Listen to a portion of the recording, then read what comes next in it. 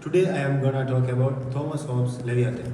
Thomas Hobbes of Leviathan was the foundational text social contract theory.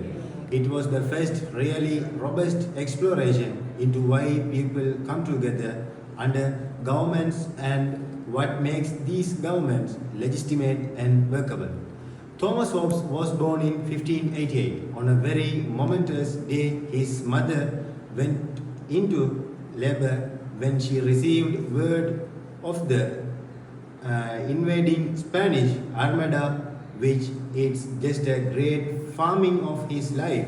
He was born in an age which politics were due our divert. English even survived. That was the question of the day on which he was born. He received his early education through the church, which was very common in those days because the church was the largest vessel of educating people. Almost every educated man was invited to go into the clergy. But rather than improving the VA at church congregation, Hobbes sought to improve the word through larger discourse and larger arenas he actually began. His intellectual writing with discourses not about political and social theory, for which he was very famous, he began writing about what we would call physics, particularly the physics of motion. He was fascinated by his idea of natural law and order lines in nature. And then he would eventually translate the understanding of rules of motion to social interaction. There were natural rules about how humans integrated with each other, and he thought that if you could get a good understanding of these rules, then you could create more fruitful forms of government. But before the long, he found himself writing about questions that were very current and very dangerous. He was a well educated man, and it is said that his final words on his deathbed were a simple statement. He said, "A leap in the dark," because for him, even death itself was another discovery. If Hobbes showed up today, he would be overjoyed to see stable representative government. He was not imaginative enough to see truly representative democracy, but if he showed up today and saw it, I think he had liked it very much, but he would be concerned about the revolutionary spirit that we see in many quarters of the world today. There are many societies today that are trying to democratize, trying to liberalize their political environment, but they are doing it with great violence and great discord, which was exactly the thing that Hobbes was trying to avoid for him. Social contracting from better government didn't have to be violent, it can be rational. Thomas Hobbes' book Leviathan is foundational to the whole history of political theory, and a good number of the ideas that he pioneered in that work still echo today and how we study and how we think about political questions. I was thinking about government and civil society was built from the bottom up. First came his understanding of the nature of man. What was the individual in nature and man in nature was a bit of a brute in order to survive in the natural world. The facts that everybody remembers from Hobbes is that life in nature is nasty, brutish, and short. It was marked by competition and violence and warfare and insecurity and unrest. His take on humans, perhaps influenced by his faith and his early education in the church, was that humans are not what they should be. Try as they might, they were fallen creatures and unless they had help from their community, unless they had help from their ruling structures. They tended to fall into disarray and to hurt one another. Humans came together, formed a social contract, formed systems of government in order to solve the discord among them. And if government failed to solve that, it was bad government. It was bad government. The main idea of the life and why it's called Leviathan is the thought that because humans were by nature unruly and society in nature was unruly, that what people needed was a strong central authority, a strong central government. Here is how it worked.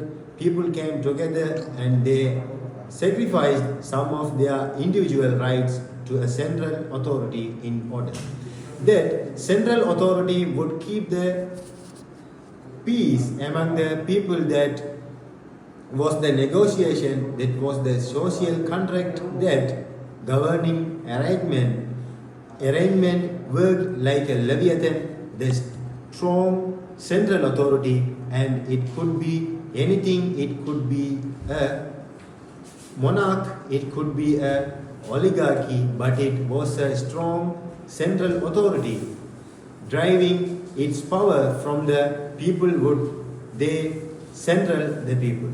Riceways like a many tentacled sea monster on the sword. The word Leviathan speaks of a focused sea monster from the Bible. Thomas Hobbes wrote Leviathan in an age in which the nature and structure of government was much debated. Politics were deadly business, and for the first time in world history, non-royal people, his commoners, were commenting on these politics in society. It became possible to publish a book on the questions of the age by publishing political discourses. Hobbes almost automatically made political enemies. He was writing in an age of civil war in England, in which it was important for people to take sides, and if you didn't take a side when people assigned you a side. Leviathan was written primarily in exile. He was in Paris at the time because it was not safe for him to be in his own native England. Ironically, after he published Leviathan in the community of royalists, the exile that he was living within Paris, God mad at him and threatened to kill him because they read the Bible and as being anti-conservative monarchy. He was sometimes accused of being anti-church or even being an atheist, and that's because his philosophy had a somewhat democratic strain to it, which was the strength of central authority, whether that be a government or a church, really derived from and was directed at the good of the people. And the philosophy of the age was that no government came from above, people govern. Individual govern because they were given that authority by God. The king was king because God appointed the king's family. The church was the church because God appointed the church. What the people thought played no part in it, and Hobbes' philosophy sort of cut against that grain, and it worried the authorities. He was a well-educated man, and it is said that his final words on his deathbed were a simple statement. He said, "A leap in the dark," because for him even death itself was another discovery. If Hobbes showed up today, he would be overjoyed to see stable representative government. He was not imaginative enough to see truly representative democracy, but if he showed up today and saw it, I think he had liked it very much, but he would be concerned about the revolutionary spirit that we see in many quarters of the world today. There are many societies today that are trying to democratize, trying to liberalize their political environment, but they are doing it with great violence and great discord, which was exactly the thing that Hobbes was trying to avoid. For him, social contracting from better government didn't have to be violent, it can be rational. Thomas Hobbes' book Leviathan is foundational to the whole history of political theory, and a good number of the ideas that he pioneered in that work still echo today and how we study and how we think about political questions.